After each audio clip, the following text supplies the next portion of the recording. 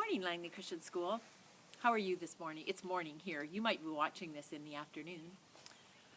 So I hope you had a chance to watch the little welcome that Mrs. Wood and I put together last week. And as I'm talking to you, it actually is morning. It's Palm Sunday morning, and it's the morning of Holy Week. And you're going to hear more about this from your teachers all through this week. But I'm sitting here outside. I told you you could expect some interesting places. I'm sitting under a very large maple tree.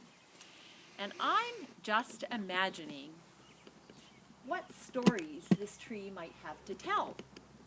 Now actually there's a swing here, there's a tree fort on top of me, there's a ladder going up to the tree fort, and this tree is very old. They think it might be 100 years old. So for sure, it has been telling the stories of at least 3 families that we know about, our family and 2 families that lived here before, who we actually don't know. But I think it's also telling stories about children that gathered under this tree, and if you came to our farm on your kindergarten visit, you would have played under this tree too. It's telling stories about Canada Day parties, it's telling stories about children playing capture the flag or hide and go seek, all sorts of stories. Maybe someday I'll write a book about those stories. But today I'm going to read you a story that's kind of like this tree. It's about 3 imaginary trees and what stories they might have told about what they hoped to be, and then eventually what they became. But it's actually the story of Holy Week and of Easter. And you may have heard this story before, but it's a really good story. It's a story that I love telling every year. And I hope your family, maybe your mom or your dad, maybe you're together with your siblings, I hope you're here listening to it together. So The Tale of 3 Trees, retold by Angela Elwell Hunt. And in the beginning of this story, it actually says, "For generations, the tale of 3 trees has been handed down from parents to children. It's been retold in churches, at Christmas, and at Easter, and it's been put to music and song. And as is often true of folk tales, its originator is unknown." And that's what the writer says at the beginning of the story. So it's an imagined story, but it has so many things that are true about it. So I'm going to read it to you. "Once upon a mountaintop, 3 little trees stood and dreamed of what they wanted to become when they grew up. The first little tree looked up at the stars twinkling like diamonds above him. 'I want to hold treasure,' he said. 'I want to be covered with gold and filled with precious stones. I will be the most precious treasure chest in the world.' The second little tree looked out at a little stream trickling by on its own way to the ocean. 'I want to travel mighty waters,' he said. 'I want to be a strong sailing ship. I will be the strongest ship in the world.' The third little tree looked down into the valley below, where busy men and women worked in a busy town. 'I don't want to leave this mountaintop at all,' she said. 'I want to grow so tall that when people stop to look at me, they'll raise their eyes to heaven and they will think of God.' Years passed. The rains came, the sun shone, and the little trees grew tall. One day, 3 woodcutters climbed the mountain. The first woodcutter looked at the first tree. 'This tree is perfect for me,' he said. And with one swoop of that shining axe, the first tree fell. 'Oh,' thought the first tree, 'I will be a beautiful chest. I will hold the treasure of the world.' The second woodcutter looked at the second tree, and with one swoop of his shining axe, the tree fell. 'This tree is strong,' he said. 'It's perfect.' The second tree thought, 'I will sail mighty waters. I'll be a strong ship. I will be fit for kings.' The third tree felt her heart sink when the last woodcutter looked her way. She had imagined standing straight and tall, pointing bravely to heaven. But the woodcutter never even looked at how tall she was. 'Any kind of tree will do for me,' he muttered, and with a swoop of his shining axe, the third tree fell. The first tree rejoiced when the woodcutter brought him to a carpenter's shop, but that busy carpenter wasn't thinking of treasure chests at all. Instead, his work-worn hands fashioned the tree into a feed box for animals. The once beautiful tree was not covered with gold or filled with treasure. He was covered with sawdust and filled with hay for hungry animals. The second tree smiled when the woodcutter took him to a shipyard.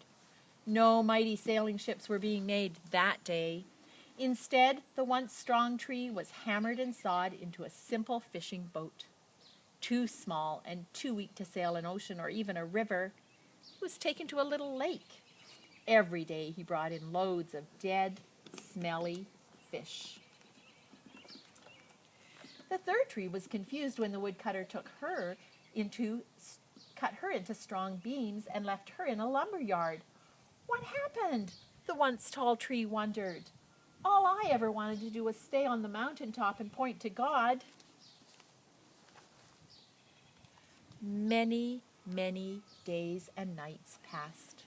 The three trees nearly forgot their dreams. But one night, golden starlight poured over the first tree as a young woman laid her newborn baby in the feed box. I wish I could make a cradle for him, her husband whispered. The mother squeezed his hand and smiled as the starlight shone on the smooth and sturdy wood. This manger is beautiful, she said. It's perfect. And suddenly that first tree knew that he was holding the greatest treasure in the world. One evening, a tired traveler and his friends crowded into the old fishing boat. The traveler fell asleep as the second tree quietly sailed into the lake. Soon a thundering, thrashing storm arose. The little tree shuddered. He knew he didn't have the strength to carry so many passengers safely through wind and rain. The tired man awakened. He stood up.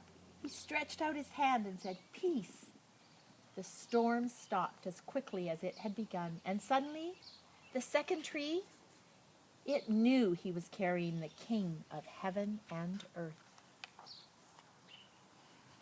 On Friday morning, the third tree was startled when her beams were yanked from the forgotten woodpile.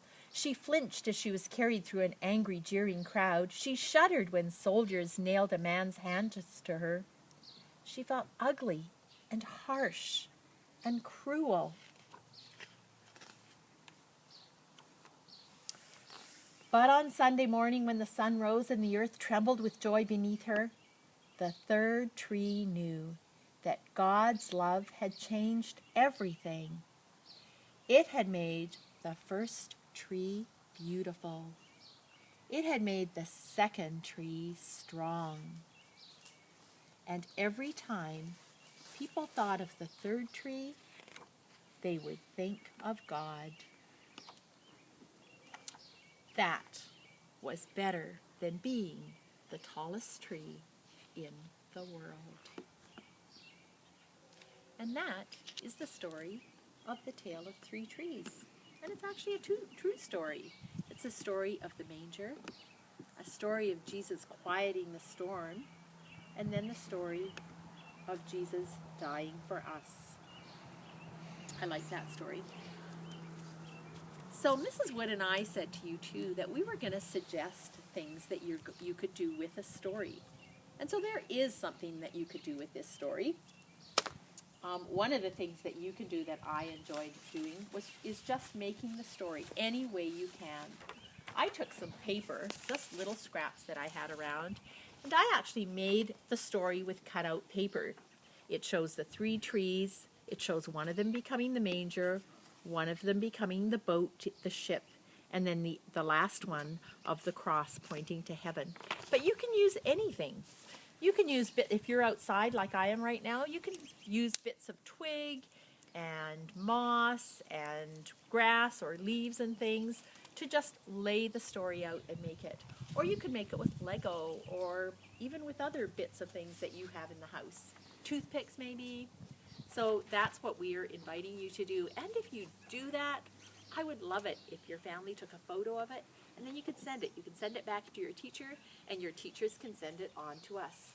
So whenever you're hearing this story this week, just pretend that you're sitting here on the grass with me and that we're sharing this story together.